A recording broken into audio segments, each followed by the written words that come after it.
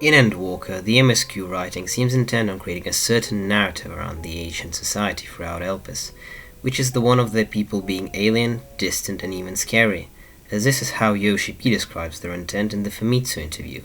Yet it seems that this wasn't the impression many people got from the writing. Why is that so? It's arguable that the narratives represent ancients as scary and alien, especially in comparison to the Sundered races, is deeply flawed, and there are multiple reasons for that. One of the two major characters through whom this narrative is enforced, and conversely the man that set off all the major events happening in the universe of Final Fantasy XIV, is Hermes, who causes the final days. Both Yoshi P and Natsuko Ishikawa, more so the former, seem to be sympathetic to his character, and try to suggest that it was his society that pushed him over the edge. For example, in this interview with Matsuoka, Hermes' voice actor, Yoshi shuts down the benefit of bringing up Hermes' struggles to the members of his own society, insinuating that the Warrior of Light is the only one who could be of any help to him. However, even here Yoshi does not say that he will dismiss his worldview outright, and rather focuses on them asking the question, which is in line with the philosophy and traditions of the ancient society. It's not negative in nature, as they are eager to learn and understand differing points of view. However, Yoshi's assumption that talking to the members of his own society wouldn't be productive is contradicted by the picture that is painted in the game. Similarly here, Ishikawa suggests that there is ambiguity to Hermes' Meteion and their actions, one of the interpretations she presents being that Hermes was a necessary step for mankind, and that his test was a necessary evil. This perspective is elaborated on in the side chain Omega Beyond the Rift, where Omega suggests that Hermes' test might have made mankind stronger in the face of the coming dangers, saying that this is a reason to admire Hermes.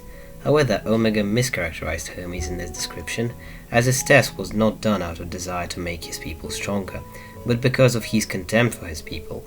He also had foreknowledge of how this test would end, and that it would lead ancients to eventual extinction, which shows that his motives are in contrast to that of the Omicron, not in parallel.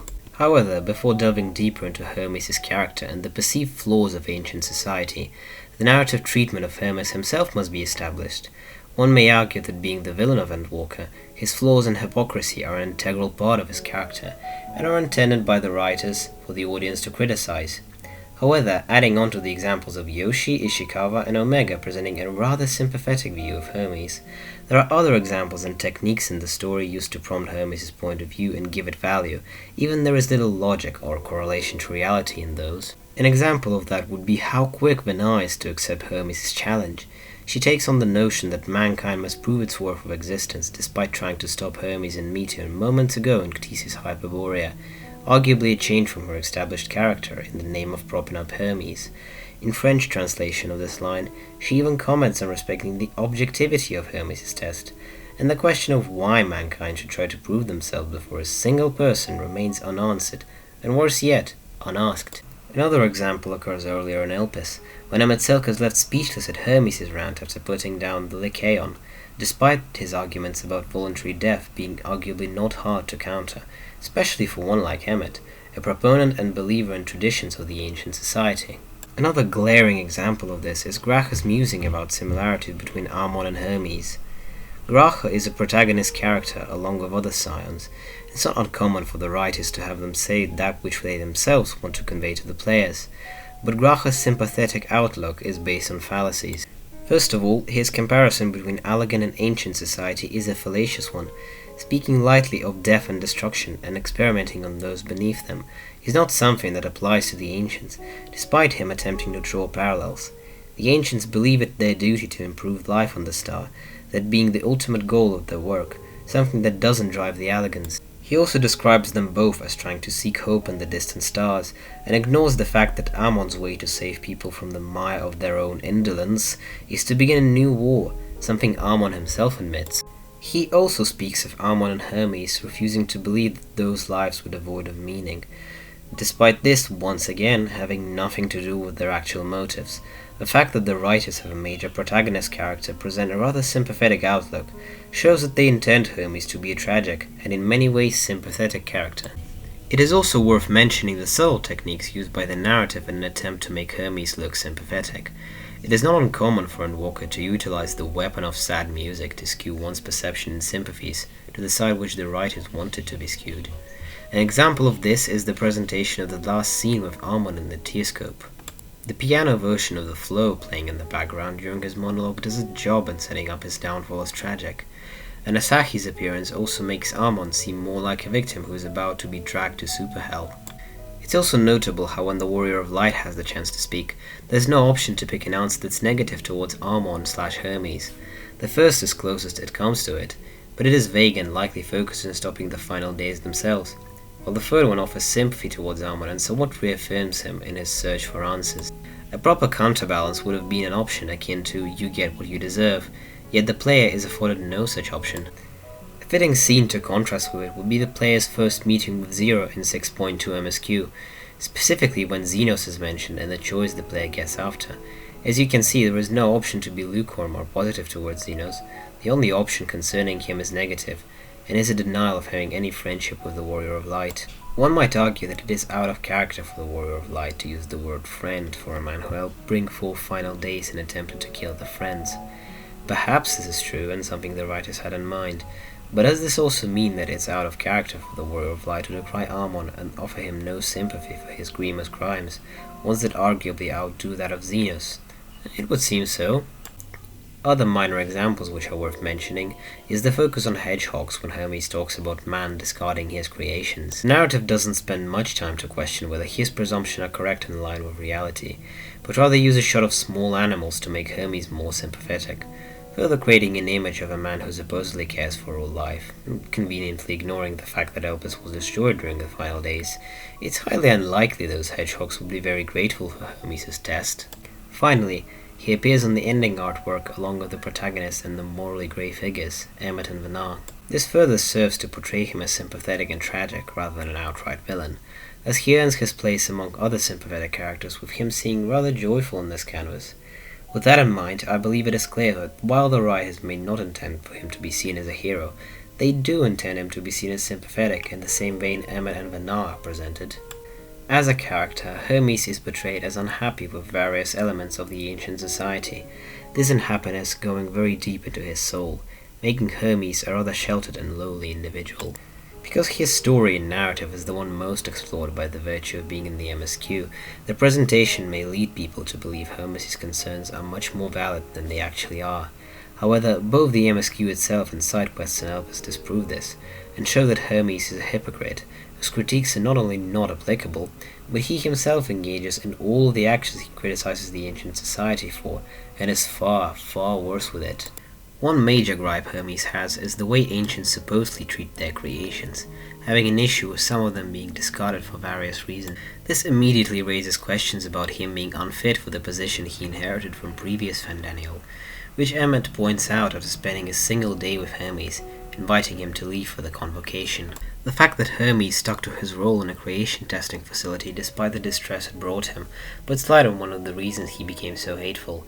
Yet even in a place like Elpis, there are many people who are kind, considerate, and attached to their own creations, much more than Hermes himself. Ancients the Warrior of Light encounters throughout their journey in Elpis exude a variety of attitudes towards their familiars. There are numerous examples of ancients caring for their creations even more than the Sunded do. Examples of this can be seen all throughout Elpis.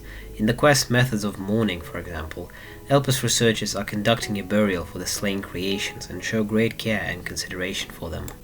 The quest points out the importance ancient culture have held for a soul fulfilling its purpose, so that a premature demise was considered a tragic occurrence, even if it was a simple creation. Incidentally, those creations were slain by the violent Lycaons created by Hermes during the MSQ, and for someone who supposedly cares about life so much, one would expect Hermes to show pity and sympathy for creations that had to die because of him. Yet the reason they had to be put down was precisely because of the danger they posed to other life, and now therefore not fit for approval, which is hardly unfair or unreasonable, especially when taken into account that this decision took a lot of consideration and discussion. Yet Hermes shows an absolute lack of concern for creations that aren't his, showing a glaring example of his own hypocrisy. By protesting against putting down the Lycaons, it's Hermes who's being careless towards other life, not other Elpis researchers. Hermes' problem with the treatment of ancient creations runs deeper, however, as his main problem is deciding what deserves to live and what doesn't. yet those decisions are made for the safety of other life and the star in general. Elpis side quests serve as further proof that the ancients value their creations, and growing attached to them is not uncommon. For example, this side quest shows an ancient getting very protective over familiars, going as far as to risk their own life to save it from threats. Here is an example of an ancient observer taking time to listen to a supposed familiar's perspective, listening to the concerns similar to those Hermes had about the creature. Charmian does not dismiss them, and genuinely believes this experience to be enlightening for her own views, even admitting that such qualities are undesirable for an observer. If she takes time to listen and take into account the opinion of a creation, it stands to reason that though those concerns and discussions brought by the chief of Elpis, she, along with other observers, would be inclined to take his perspective into consideration as much, if not more. But because Hermes never did, there never was a chance for discussion. Similarly, here the quest shows the ancients are not as averse to change as some might think. While such occasions might indeed be rare, interacting with the Warrior of Light was enough to them to consider a shift. Once again, this portrays the ancient society as anything but dismissive towards new ideas and points of view. Another problem Hermes has, the one he brings up during his discussion with emet-selch, is the fact that his predecessor is stepping down and voluntarily dying, or as ancients call it, returning to the star. He believes that Fan Daniel could have done much more and does not understand why many choose to return to the star after they have fulfilled their purpose, despising this tradition of the ancient society. He has a hard time understanding why one would ever choose to die voluntarily. This is also where Hyphlodeus explains the nature of returning to the star, portraying it as something done by the ancients who consider that they have fulfilled their purpose.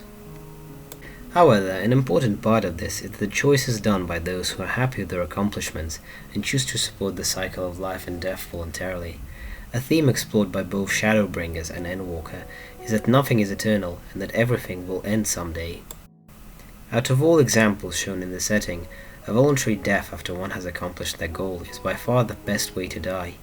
Hermes has no alternative to present other than involuntary deaths, such as those in the Sundered World, be it age, murder, disease, etc., and living forever.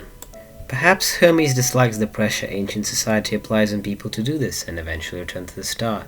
In his eyes, perhaps, but we see that this pressure is very light, if not non-existent. One of the two ways one can get a white robe, the highest honor in the ancient society, is by ending one's service in the convocation without returning to the star. This goes against claims that those individuals were ostracized or frowned upon by the ancient society. Were that true, they would have never been awarded the honor. An example of this is Vanar. She's seen as a little atypical for her continued life post-convocation, but in no way is she ostracized or disliked by the people around her.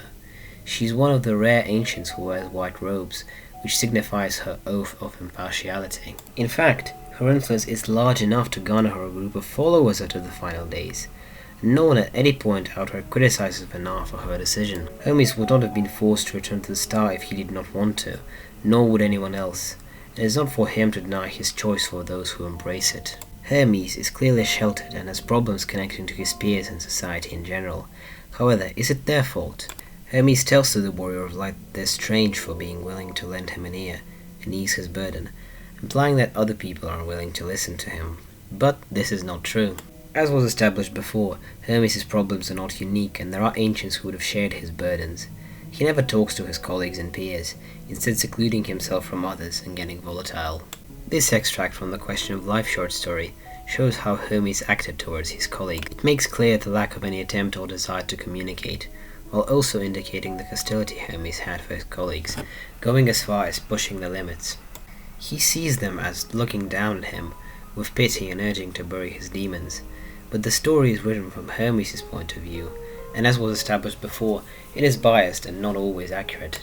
This portrayal and description of his peers contradicts what is seen in Elpis, and even in the story itself Hermes concedes that they accepted him every time. Another account which gives insight into Hermes' relationships with his fellow researchers is the dialogue of Ismene in MSQ. Ismene notes that he is quiet and a reclusive man, but does not speak negatively of him, praising his knowledge and work. Mentioning his poor choice of words is in line with him clawing at his colleagues as mentioned in the story, but it does not make Ismene resent him. Here she knows that their interactions with Hermes are limited and that the reason she doesn't initiate further contact with him is because she does not want to intrude upon his privacy, once again coinciding with the fact that Hermes was extremely closed off and never showed any initiative in discussing his problems with others. If the warrior of light asks her if she trusts Hermes, she denies any distrust, showing no signs of contempt or resentment. This is far from the only example that disproves Hermes' preconceptions.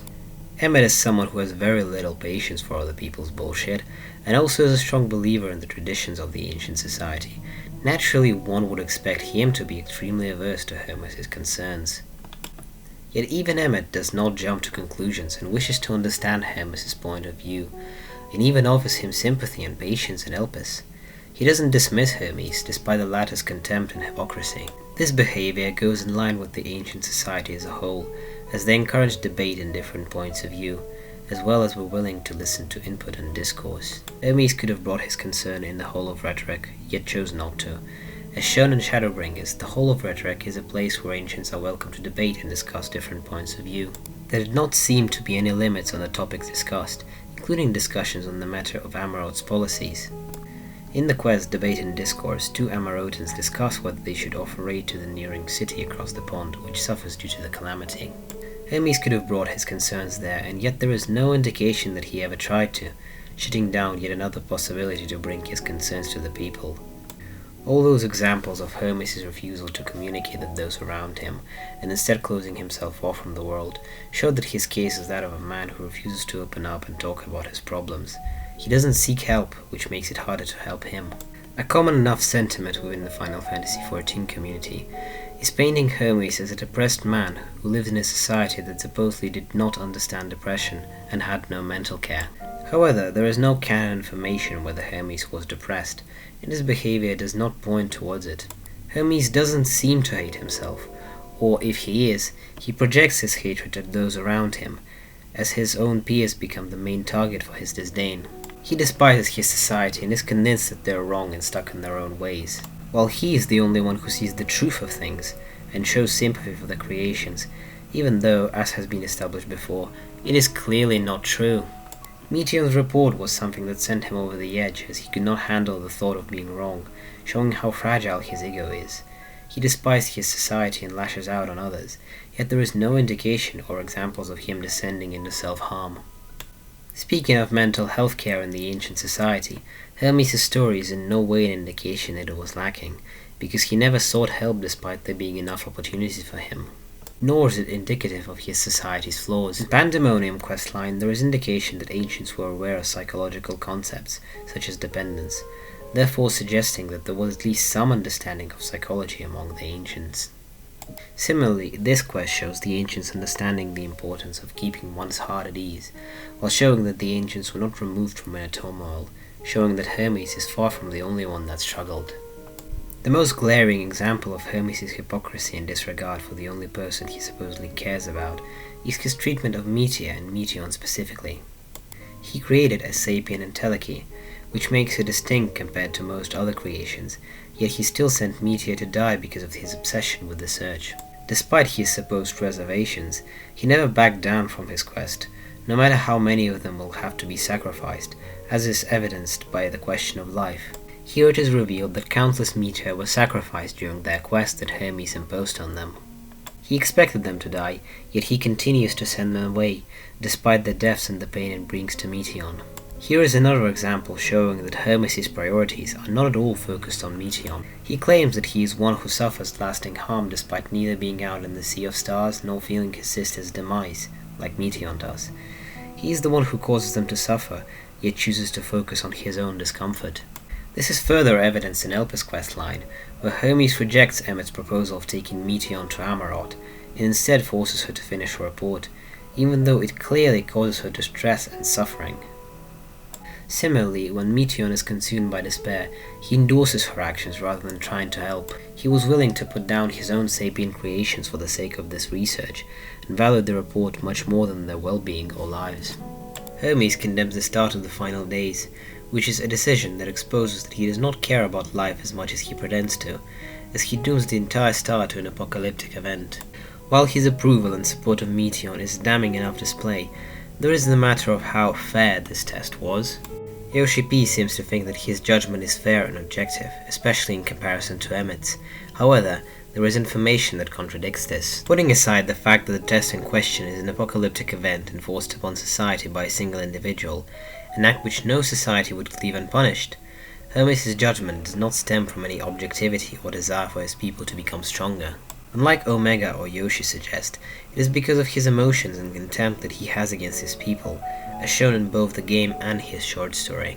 This line seems to suggest that Hermes believes the end to be justified, whether the ancients find a way to avert it or not, a belief he holds based on his own misguided preconceptions and emotions, which have little to do with rationality or reality as established earlier. He also believes that erasing their memories would ensure fairness for this test, but it is of little importance as when Hermes announces the test, he knows how it's going to end. He has the benefit of knowledge that he got from the Warrior of Light. At the point of his condemnation, Hermes knows that his people will eventually be led to their extinction should they follow this path, yet he chooses to engage in the test anyway.